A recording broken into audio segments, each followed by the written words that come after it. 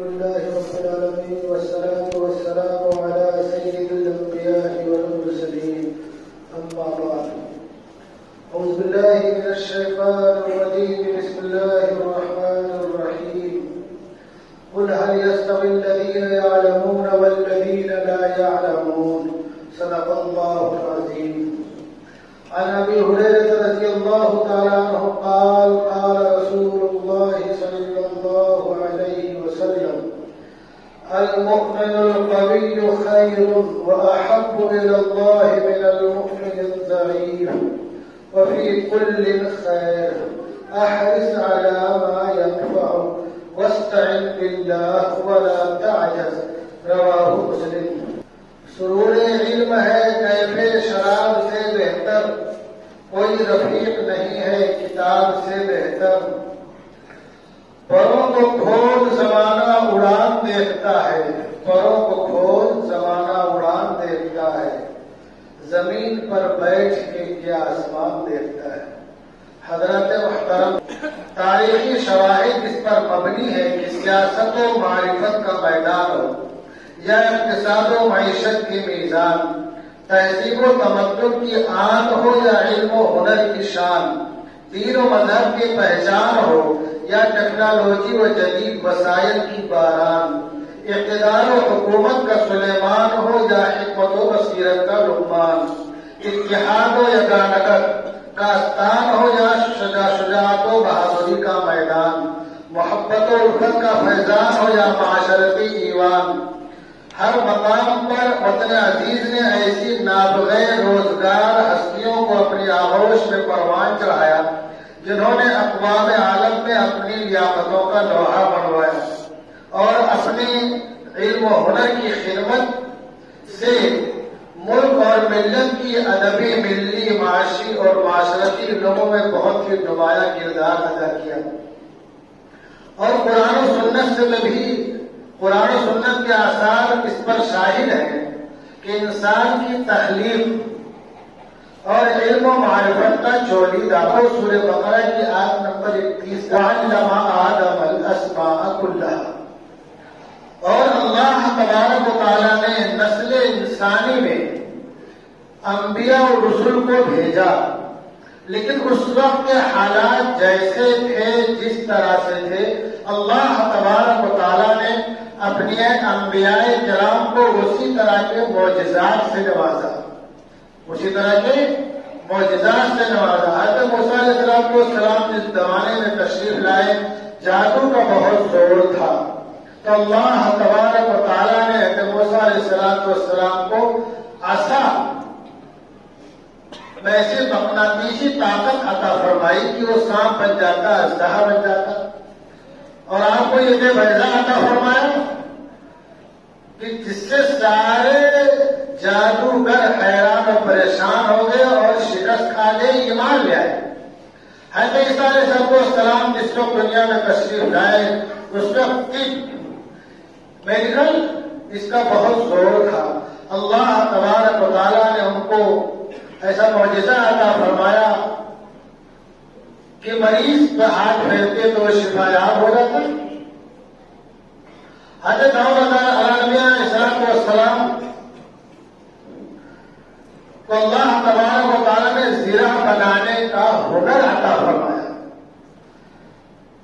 اور خود حضور اکرم صلی اللہ علیہ وسلم نے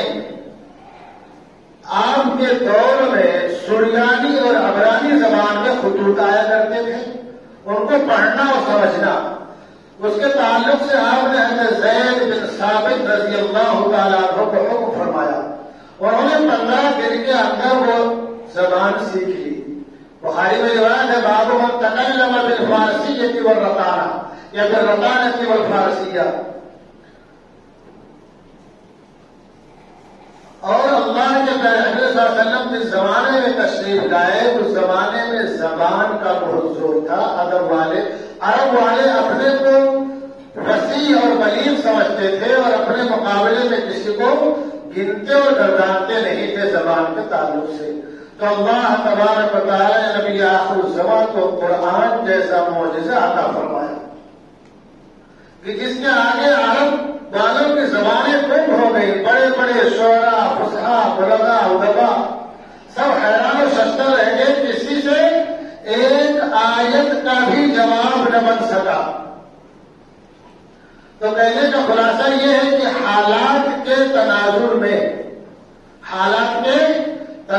میں امت مسلمہ کو اپنا نسب العین متعین کرنا چاہیے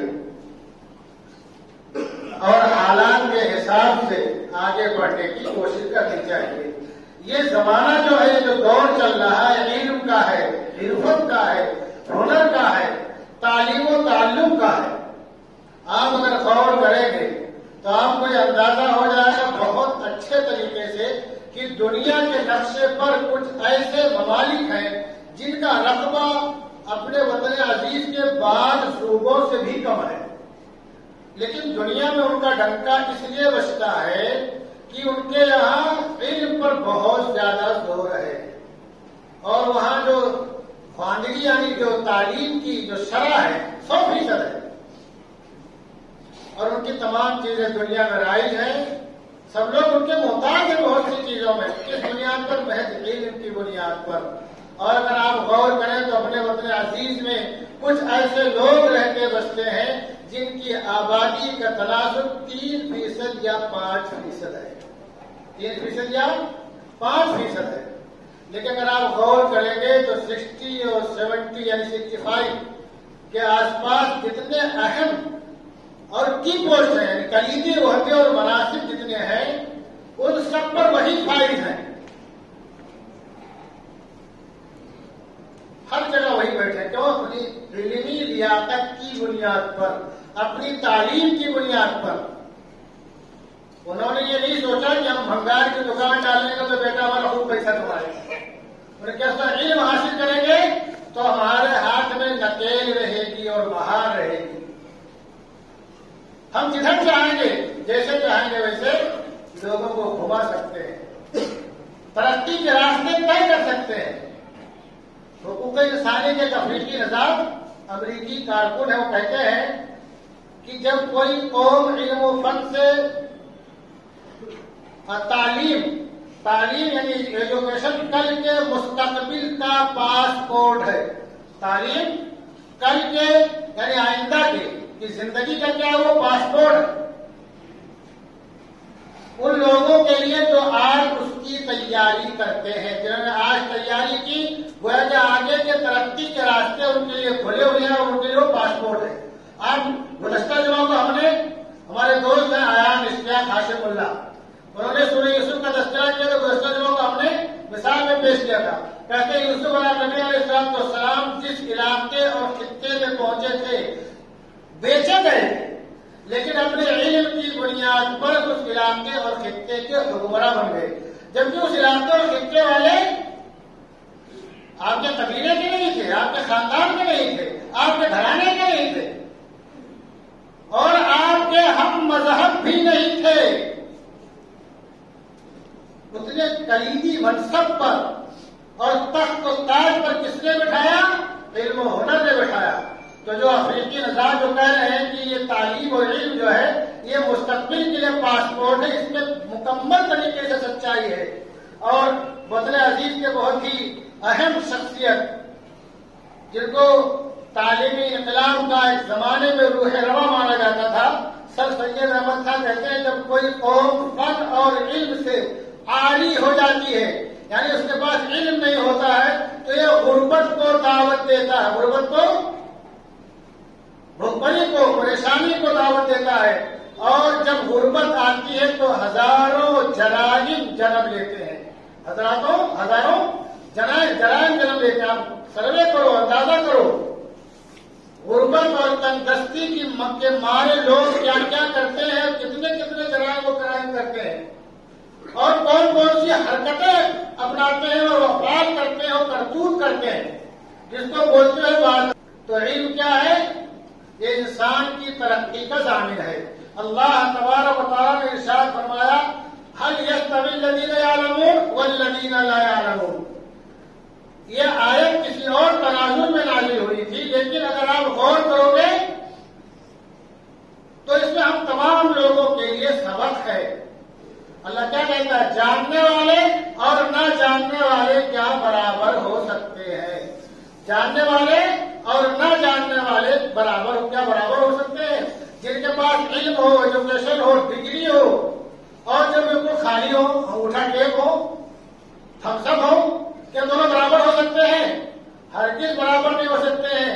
آج آپ سروے کرو، دیکھو علم والے کہاں سے کہاں پہنچ گئے، اور خود تو آگے بڑھتے ہی ہیں، خود تو آگے بڑھتے ہی اپنے لوگوں کو بھی آگے بڑھانے کا ذریعہ اور سبب بنتے ہیں، اور ملک کی، وطن کی، قوم کی خدمت کا ذریعہ اور سبب بنتے ہیں۔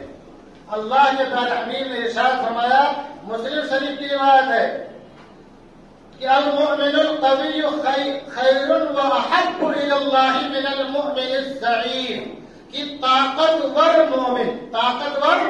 مومن بہتر ہے اور اللہ کو محبوب اور پسندیدہ ہے کمزور اور ضعیف مومن سے۔ اب یہ طاقتور سے کیا مراد ہے؟ جسمانی طاقت بھی ہو سکتی ہے، ہمیں اس کی بھی تیاری رکھنی چاہیے، اور مال و دولت کی طاقت بھی ہو سکتی ہے، اور ایمان کی طاقت تو ہے ہی ہے، اور علم کی طاقت بھی ہو سکتی ہے۔ اس زمانے میں تمہاری جسمانی طاقت کے مقابلے میں جس کے پاس علم کی طاقت رہے گی وہی غالب رہے گا۔ جسمانی طاقت کبھی کبھار کام آئے گی اور علم کی طاقت ہمیشہ کام آئے گی۔ اور آپ دیکھو جن کے پاس علم کی طاقت ہے ہر جگہ غالب ہے، ہر جگہ نمایاں ہے، ہر جگہ ان کا نام ہے، لوگ ان کو سراہتے ہیں، ان کی تعریف کرتے ہیں۔ آگے اللہ محمد کا ارشاد ہے، وفی کل خیر، دونوں میں خیر ہے، یعنی دونوں طرح کے مومن بہتر ہیں، خیر ہے، لیکن پسندیدہ کون ہے؟ جو طاقتور ہو۔ آگے ارشاد فرمایا، احرص علی ما ینفعک، تم اس کی حرص اپنے اندر پیدا کرو جو تمہیں نفع پہنچائے، تم اس کی حرص اپنے اندر پیدا کرو جو تمہیں نفع پہنچائے۔ نفع پہنچانے سے مراد دھیان رکھو، کچھ چیزیں ہوتی ہیں جو عارضی نفع پہنچانے والی ہوتی ہیں، اور کچھ چیزیں ایسی ہوتی ہیں جو نسلاً بعد نسل نفع پہنچاتی رہتی ہیں۔ یہ علم انہی چیزوں میں سے ہے جو نسلاً بعد نسل نفع پہنچانے والی ہے۔